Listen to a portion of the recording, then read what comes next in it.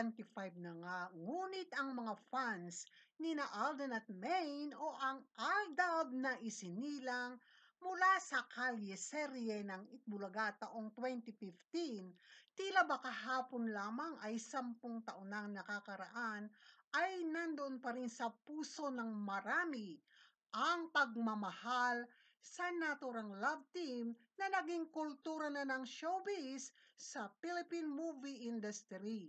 Hindi man nagkatuluyan sa tunay na buhay, ay ang lahat itinangi sa puso nila ang Aldab o si Alden at Maine.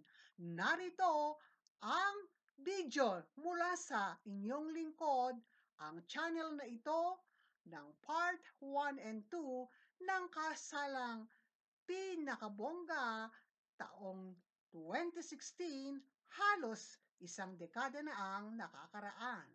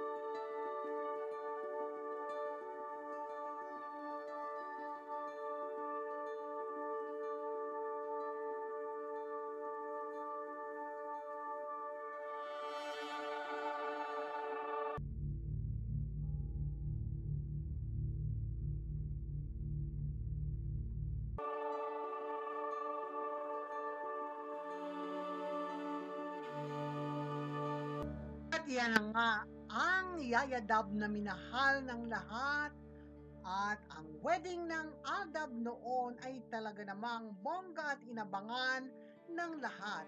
Ang susunod naman po ay ang mga larawan at pangyayari sa simbahan. At ito na nga po ang mga susunod na mga larawan o ang mga scenes na ito ay ang kaganapan naman ng kasal ng Aldab noon sa simbahan.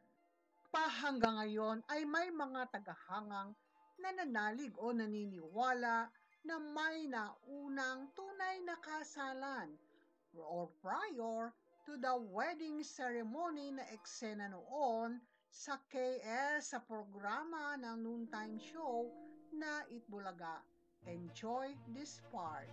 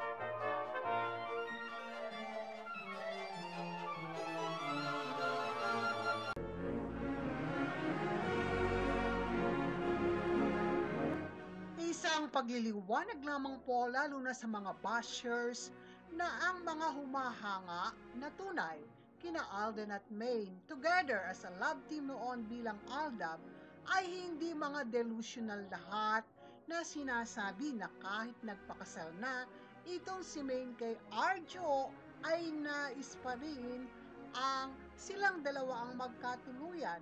Hindi po lahat ng Aldab fans at supporters ay yung mga delusional. Ang pagmamahal lamang po ng marami pa sa 41 million Filipinos na nagmahal sa kanila noon ay nanatili sa kanilang mga puso.